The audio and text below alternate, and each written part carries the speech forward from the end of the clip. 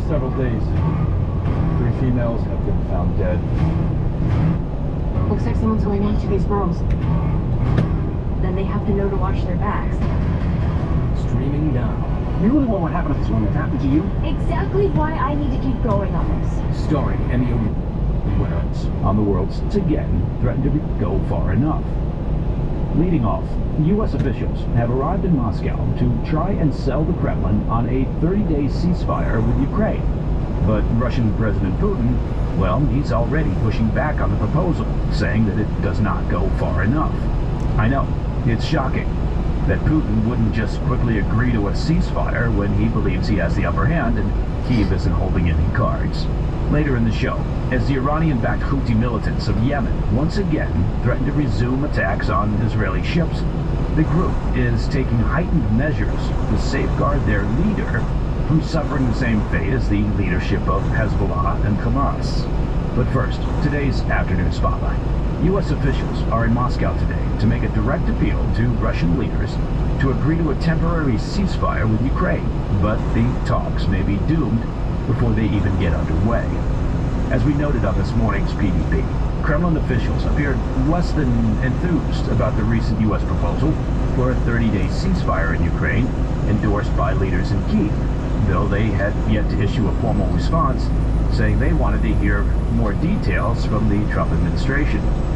Well, on Thursday, Russian President Putin gave a press conference where he said Moscow would not agree to an immediate end to the fighting in Ukraine, instead advocating for a deal that leads to a, quote, lasting peace and the elimination of the root causes of the war, according to a report from the Wall Street Journal. But wait, I thought Russia was the root cause of the war.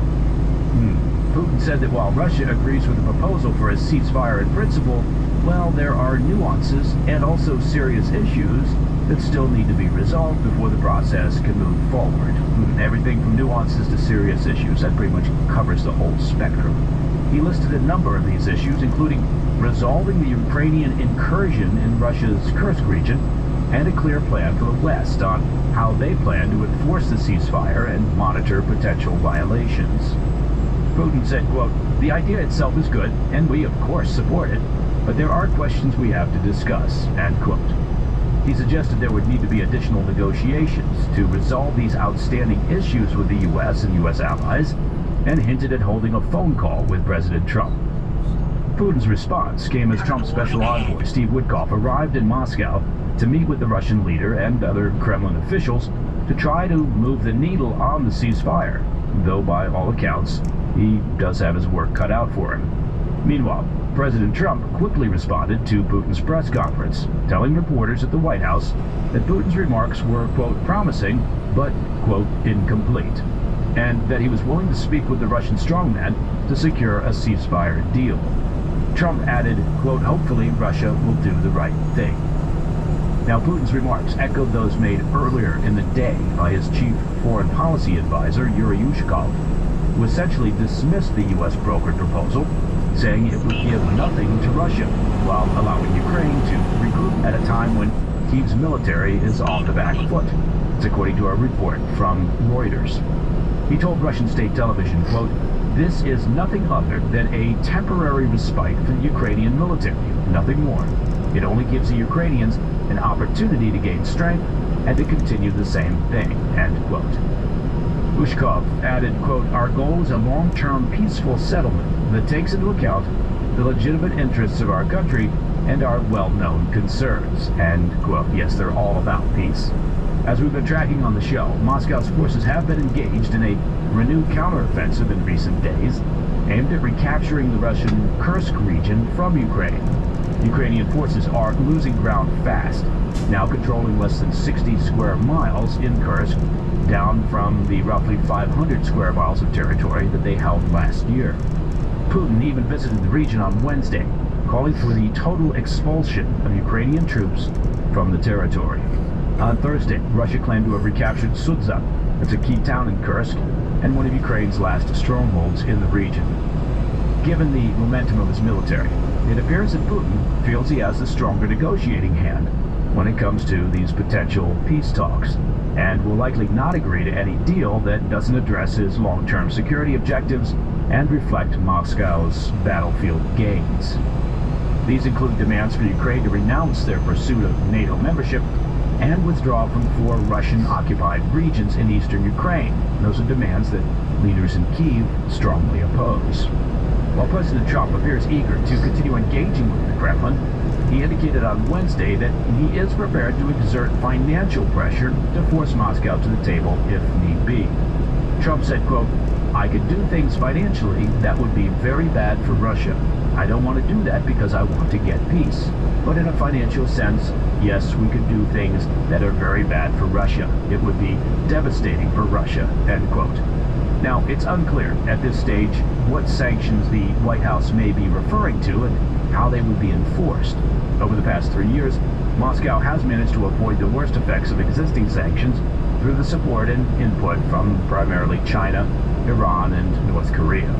Okay, coming up next, the Iranian-backed Houthi militants of Yemen are once again threatening to resume attacks on Israeli ships operating in regional waters. I'll have those details when we come back. Want a website with unmatched power, speed, and control? Try Bluehost Cloud, the new web hosting plan from Bluehost. Built for WordPress creators by WordPress. No porcupine have He and his Iran-backed organization. play responsibly, must be 18 years or older, purchase player money. Welcome back to the afternoon vote. A source with Yemen's Houthi rebels say the terror group is taking extreme measures to safeguard its leader, as he and his Iran-backed organization renewed threats this week to target Israeli-linked ships in the Red Sea via missile and drone strikes. Last week, Houthi leader Abdul Malik al-Houthi had sent a 4-day ultimatum, warning that naval operations against Israel would resume unless Jerusalem lifted its blockade on 8 shipments into Gaza. Well, that deadline is now expired. On Wednesday, al-Houthi made good on his threat, announcing in a speech that the terror group would escalate attacks. Israeli Prime Minister Netanyahu has been clear. Assistance to Gaza will remain restricted unless Hamas agrees to extend the current ceasefire terms under conditions favorable to a lasting peace. But for the Houthis, the blockade is a provocation, one that they view as a violation of previous agreements. In a statement to Newsweek, a Houthi source doubled down on the group's stance, stating, quote, "A siege for a siege until the siege on Gaza is lifted," end quote. However, the Houthis in the past held a loose definition of what constitutes an Israeli ship, suggesting that other vessels could be targeted as well. The threat of Israeli retaliation does loom large. Netanyahu's government has already issued warnings, with Israeli Energy Minister Eli Cohen previously suggesting al-Houthi could suffer the same fate as the Iran-backed Hamas and Hezbollah leaders who have been assassinated. But the Houthis appear unfazed.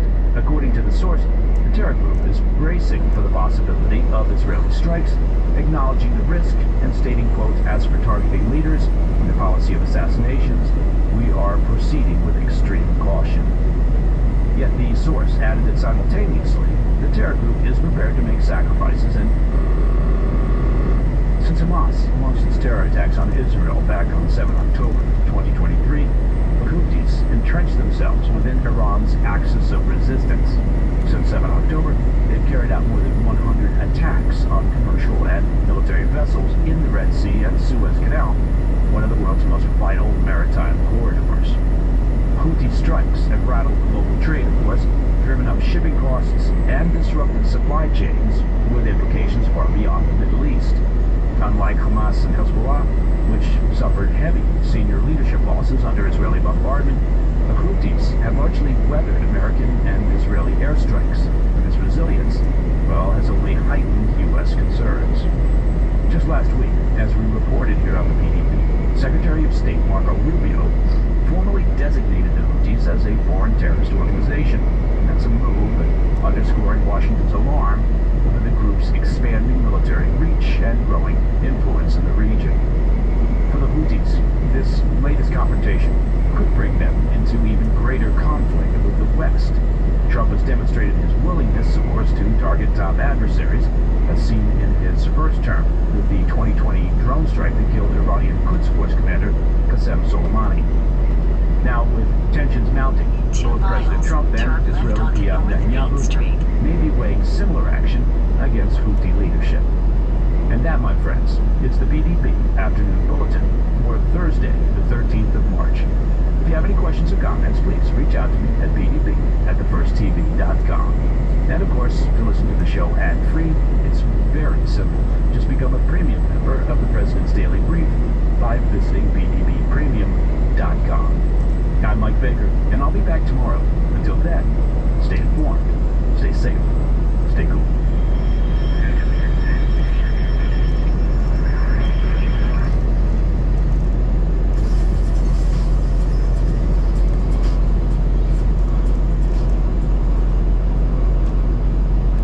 Mike Slater. I have a podcast called Politics by Faith. We have a very simple mission. We take the news of the day and we filter it through a biblical worldview. So here's the big story of the day. What does the Bible say about it? And how can we apply it? It's amazing. There's nothing new under the sun. The Bible has something to say about everything that's going on today. So basically, we dump the Bible over on Politics by Faith. I think we got to keep MAGA going, and I think the way to take it beyond just a political victory into a true rebuilding, awakening, revival in America is to make sure that this is all grounded in biblical principles. And that's what we do on the podcast, Politics by Faith. You can subscribe to Politics by Faith wherever you're listening to the show right now. Hillsdale College is offering more than 40 free online courses. Personally, I'm enjoying Constitution 101, where we explore the Constitution, the challenges faced during the Civil War, and how it's been undermined for more than a century by progressivism and liberalism. Start your free Constitution 101 course with Hillsdale College. Go right now to levinforhillsdale.com to enroll. That's LEVIN for Hillsdale.com to enroll. There's no cost. It's easy to get started. That's levinforhillsdale.com. Register for free, folks. LEVIN, levinforhillsdale.com. You're invited to take a deep dive into the founding principles of the United States. Join Mark Levin and Larry Arnn, the president of Hillsdale College, as they present Liberty and Learning.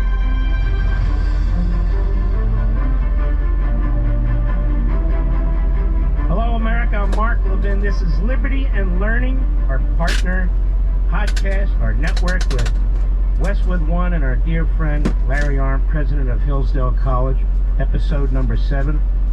Larry Arnn, how are you, my friend? I'm good. How are you doing? Oh, I'm okay. You know, could be better, but could be worse. Yeah. Well, there's exciting things going on in the country, so you have to get yourself fully well because you have to fight the war. Amen, brother. Amen. And let's start from the beginning. Number one, you're a man of education. You're a man of words, letters, as they say. You've spent your whole life learning and teaching. You're an expert on so many things, the Declaration, Churchill, and more than that. We got to know each other about 40 years ago, give or take. Man, that's unbelievable. I remember when we met.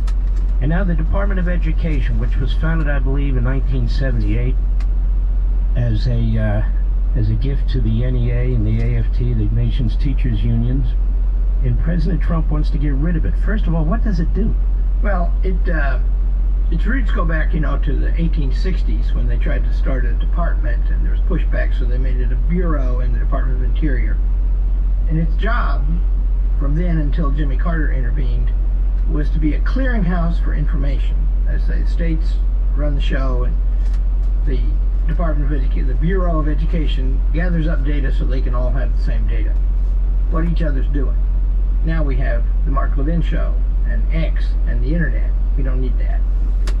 What they do now is they give away, hundreds of billions with strings attached for the biggest.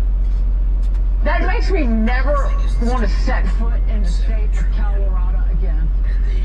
By the way, those people who were with Mark Carney has 3 passports, 3 different nations. I think it's England, Canada, and Ireland, maybe. Also, those that standing next to him, those are his handlers and advisors. The steelworkers didn't want to go anywhere near him because he's embarrassing. There were no steelworkers. I was watching the background. I saw no steelworkers in that show. He worked at 2 different central banks. Of course, you don't want to go anywhere near him. His cologne is probably just grotesque. Anyway. So is policy. Speaking of global schmucks, Gavin Newsom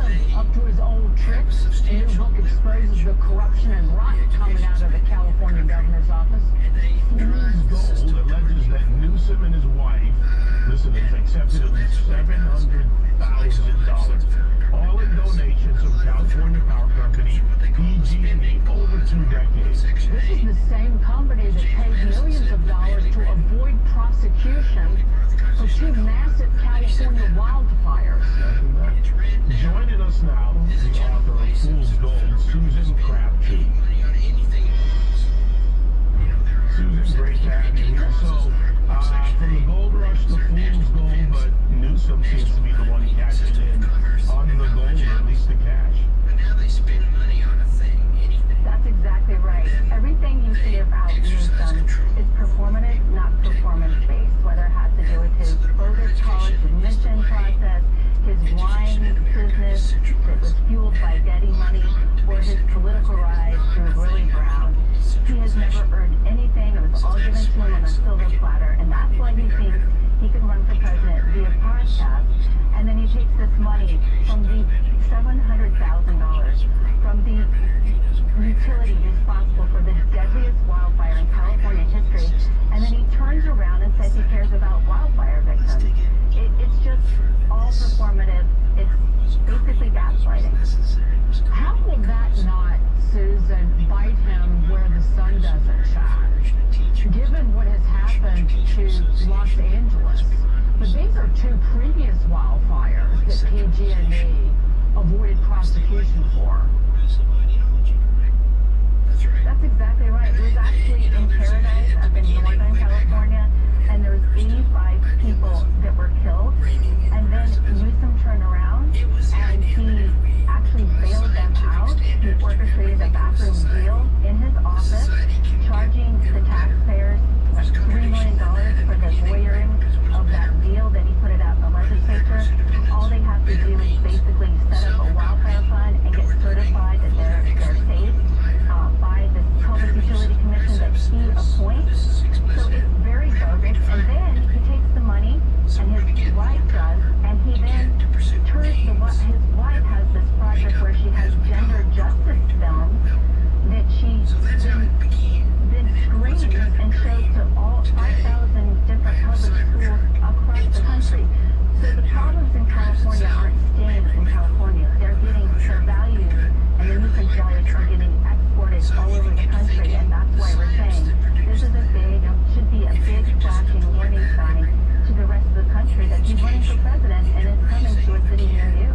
I'm still not buying that he's going to be successful running for president, because sooner or later the truth has to come out. And on the insurance thing, you've been right all along, Dave, and what he's done to that state. Susan, thank you so much. It was great to see you, Susan Crabtree, and good luck on the book. And stop by next time you're in the area and get out of California. Bring us some Fool's Gold. Thank you so much. But just to reiterate what we heard just a short while ago, Chuck Schumer and his little D's have taken the threat of a shutdown off the table because they saw the writing on the wall. So bluff call, the government will stay open, and, well, Trump's still in charge. They don't want the doors locked. You can't get back in. See you tomorrow. Honey, I had the worst dream last night. We were in a car crash, and the kids and I were on our own. We had to move out of the house because I couldn't afford it anymore. Oh, it's awful, huh? You know, Governor was saying he got life insurance from Ethos. I know it's been on our list. Isn't getting life insurance a huge pain? Oh, it's so much paperwork, and you have to go see the doctor, and I wouldn't even know where to start. With Ethos, Dave said it only took 10 minutes. He got $2 million in coverage for around $2 a day. Plus, it's all online. No medical exam. He just answered a few health questions right from his house. He was able to choose an amount that worked for his needs, and Ethos made the whole thing so easy and clear. 10 minutes with no medical exam? Ethos, here we come. Here's to sleeping better at night. Help protect your loved ones today with Ethos. Life insurance made easy. Visit getethos.com/Fox to apply today. That's getethos.com/Fox.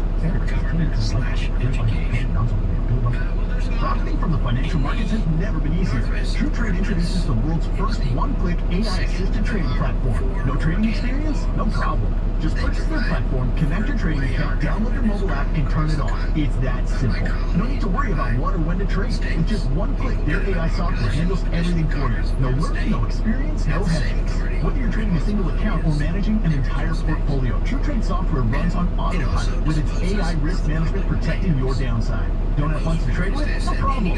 TrueTrade offers an unprecedented money-back guarantee on your software, plus get a guarantee of at least $300,000 in tradable funds. You keep the profits. Join thousands worldwide who are already profiting from their AI-driven trade technology. Are you ready to step up your cash flow? Head over to TrueTrade.io.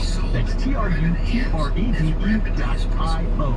That's TrueTrade.io. Investing involves risk, including the potential loss of principal. Past performance does not guarantee future results. See terms and conditions.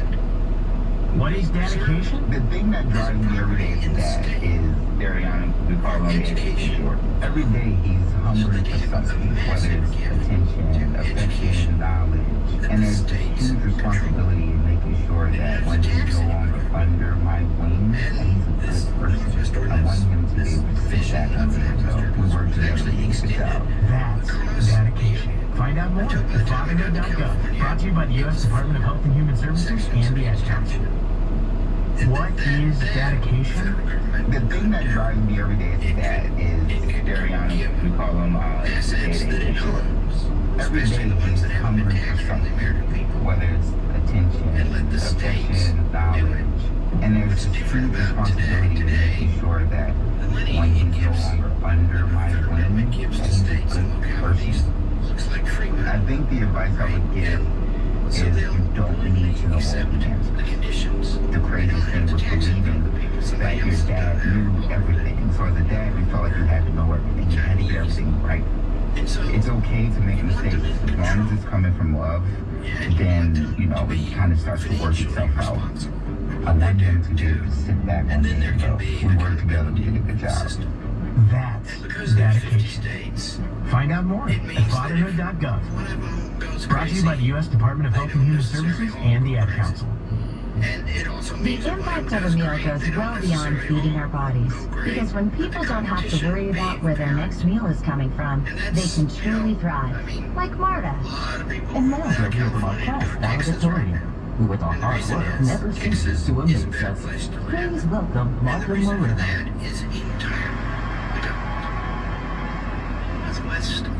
And Alex.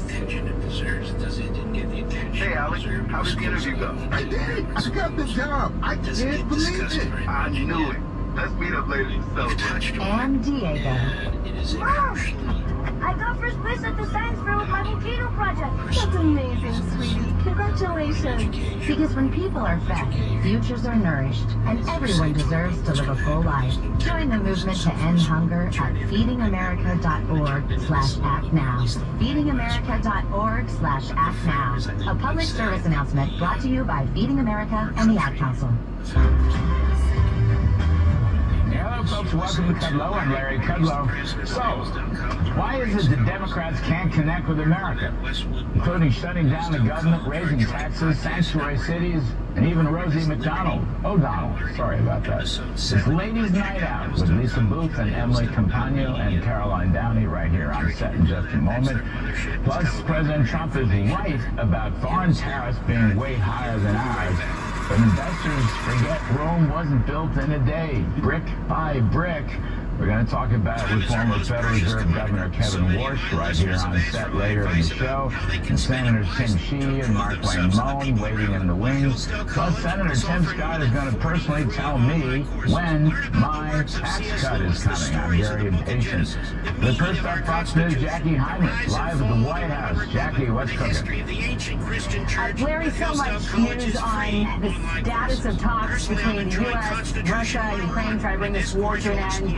Putin's statement today was not a no, but it was also a bit of a nothing burger, because sure, he agreed in principle to a ceasefire conditioned upon all of the same demands he's been making from the beginning of the war, like making Ukraine a neutral state, taking away some of their territories, reducing the size of their military, banning them from joining NATO, all sorts of things. And the president noted as much when he reacted to Putin's statement in the Oval Office. Take a listen.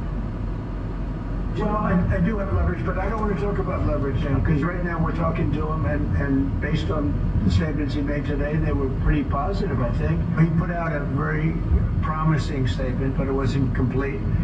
And yeah, I'd love to meet with him or talk to him, but we have to get it over with.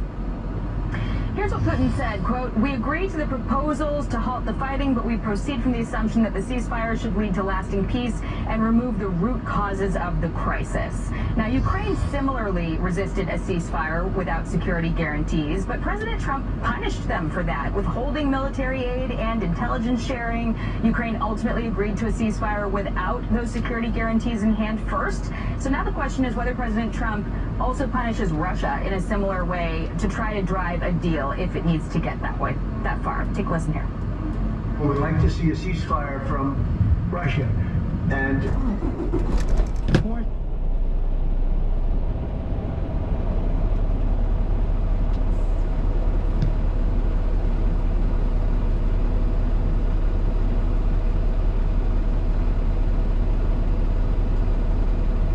is self-paced, so start whenever and wherever you want. Start your free Constitution 101 course with Hillsdale College. It's free. Go right now to levinforhillsdale.com to enroll. There's no cost. It's easy to get started. That's LEVIN for Hillsdale.com. Register for free. levinforhillsdale.com.